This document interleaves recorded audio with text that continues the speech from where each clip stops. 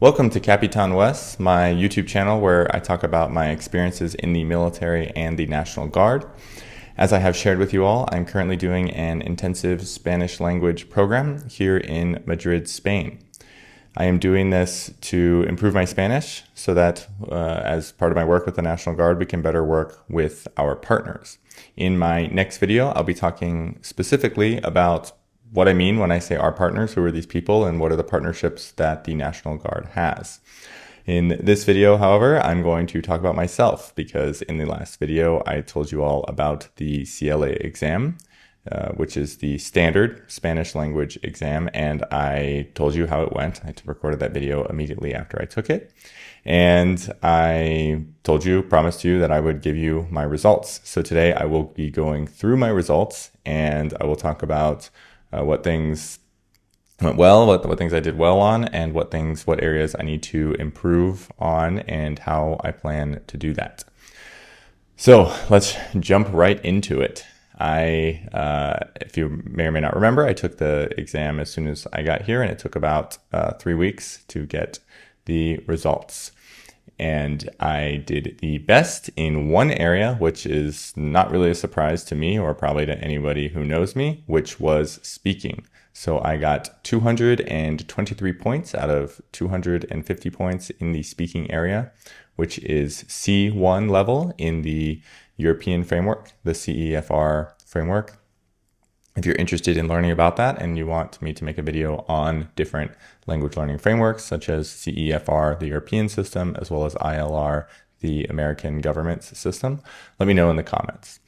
But I achieved C1. This is actually the highest level that you can achieve in this test. There is a higher level in the CEFR system. There is a C2, but the highest level that this particular test tests for is C1, and that's what I achieved in speaking. So no surprise to anybody, I am definitely a yapper, and I talk a lot, probably talk a little too much, and need to learn to listen a little bit better. But even though I say that in jest, it's honestly true that when I learn a language, I tend to find speaking to be the best part, the easiest part, not the best part. Best part is listening, probably. Listening and reading for sure are the best parts, but the easiest part for me has tended to be speaking. I remember when I was in the Language Enabled Airman program in the Air Force that I was taking classes with a teacher, and she gave me feedback on all the different four modalities. So listening, speaking, reading, and writing. And she started with with speaking because she said that speaking was my best area in Ukrainian. So, according to that teacher, speaking is my best area in Ukrainian. According to this test, speaking is my best area in Spanish. It just tends to be something that I find to be a little bit easier than the others. So moving on, also not a surprise that it's one of my top areas is reading. I got 184 points in reading. This is B2. What did surprise me about this was that it was so much lower than my speaking level, 40 points lower to be precise. And as you'll see, much closer to the other two areas. So really, I didn't really realize that my reading was kind of that much lower than my speaking. If you go watch that video where I talk about taking the test, I did talk about how one part of the reading test in particular was quite difficult, and that was putting the sentences into the paragraphs. That was really, really difficult. I struggled with that quite a bit. And yeah, it was definitely something I probably just need more practice reading to be able to do. But I actually thought I was going to do pretty well on the reading. I didn't really run into any words on the reading section that I didn't know. Maybe one or two that I had to deduce from context, but generally the vocabulary level was what I consider to be my vocabulary level. However, when I do try to read, especially fiction, I actually really struggle because because there are so many words that I'm still working on. And in order to work on that, I'm going to be using the app that I've built and developed called VitaMova. If you're interested in that, you can go to vitamova.com. But basically with that app, it targets my current vocabulary level, and then it gives me vocabulary at my level so that I'm learning at my level, and that helps me improve my reading. I've already been able to improve a lot of my reading by working through that and learning. Right now I'm doing this intensive program, so I'm learning dozens of words a day.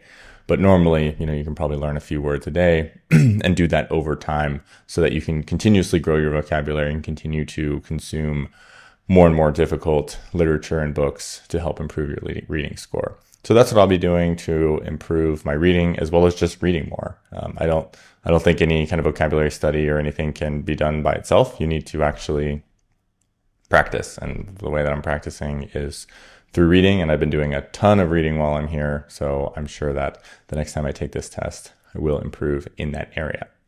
Moving on to the third highest score, so let me just triple check what it was. So it was listening, 178 points. Now, out of 250, this is also B2, and if you go back and watch that video as well, you'll see in there that I talked about how I made a mistake on the listening test, because when I first was taking the test, I was listening to the audio, and this is how it works in the DLPT, the Defense Language Proficiency Test, which is the military's language test, is that you listen to audio and then you answer the questions. And then you hit next, and that's how your time is calculated. The SIELE exam is not like that. You listen to audio, and then it gives you kind of a few seconds, but you're really supposed to be answering the questions as you're listening to audio, because you're only going to have a few seconds to go and answer all the questions that relate to that audio. And I didn't do that, so I only answered a couple of the questions. I forget how many there were in that first section. So I got most of those wrong because I didn't select an answer. I got most of them, no answer is wrong, right? So, I'm not saying that I definitely did better than 178, but I do think that was probably factored into my score, that mistake. So when I take this next time, I'll probably do significantly better. But this is still far enough below I think about 215 that you have to get to be at C1. So B2 is still probably the correct measure of my listening, especially since that's the same measure that I got for reading, which, I didn't have any of these issues with. So B2 in listening, same as with reading. And last but not least, actually last and least, I should say last and the least, the lowest score that I got at 169 points is writing. So writing was my worst area, still B2, only 9 points, if I do the math, only 9 points lower than listening, although with listening I had that error. So, probably pretty significantly by far my weakest skill is writing. And that surprises me none, because pretty much all I write in Spanish is like WhatsApp messages. I have like no experience writing. So I probably need, okay, that's not true. I did take some classes at University of Northern Florida, and I did some writing. But that was all asynchronous. So I had plenty of time to go through and review everything, to, look through dictionaries and just kind of really hone my writing and make sure that it's correct. I haven't really had a lot of experience doing like tested timed writing.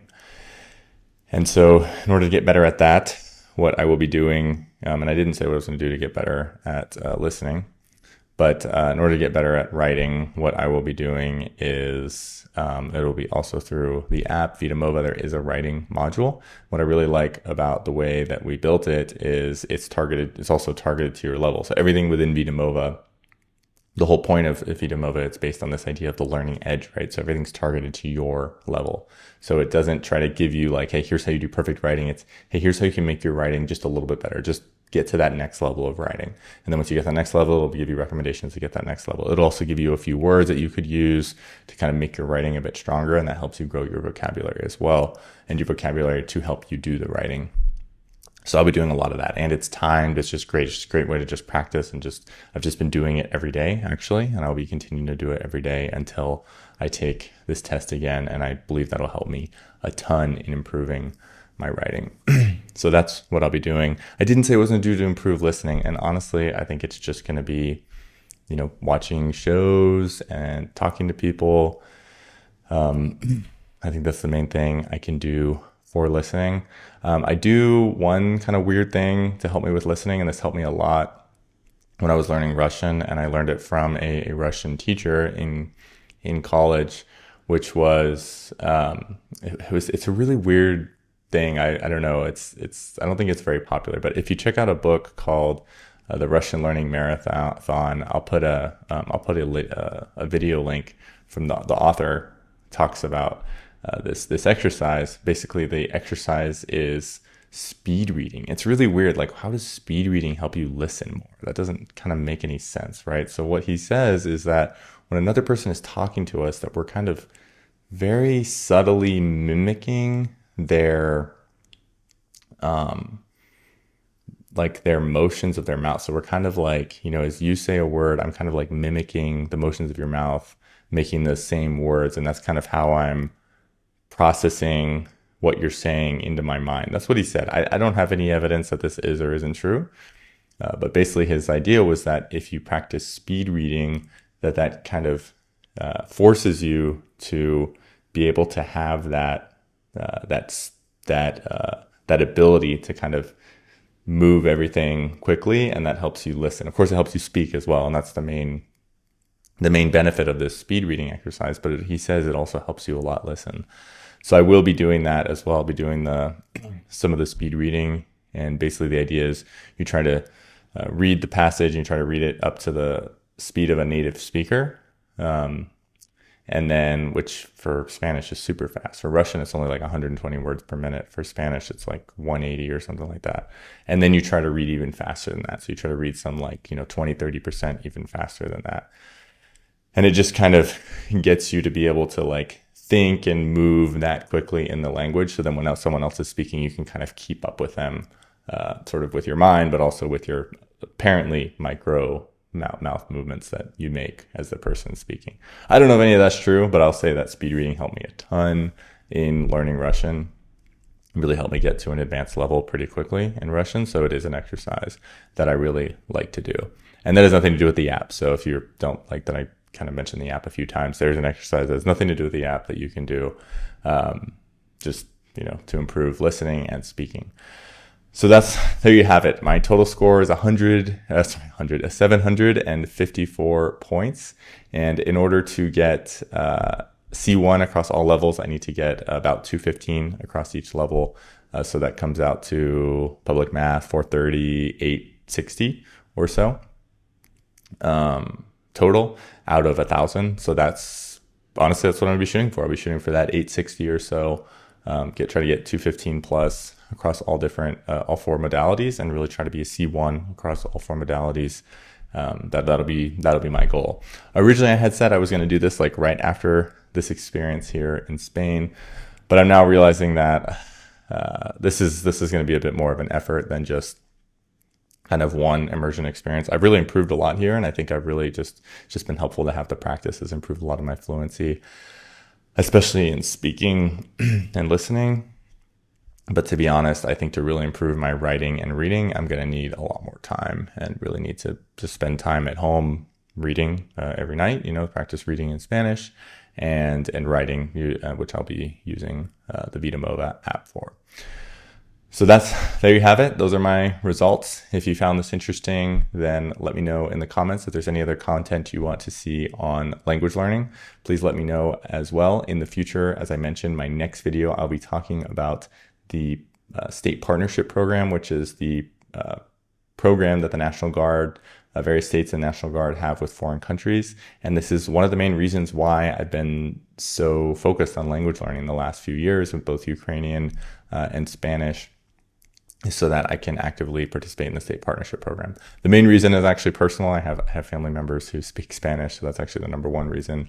But sort of this added benefit is that I can be more active and participate in the state partnership program. So I would like to share with all of you, especially if you're an American citizen and you're a taxpayer, then let you know this is how your money is being spent and how we're building partnerships with foreign countries to be able to live in a safer world, and how people who are learning languages are better able to do that.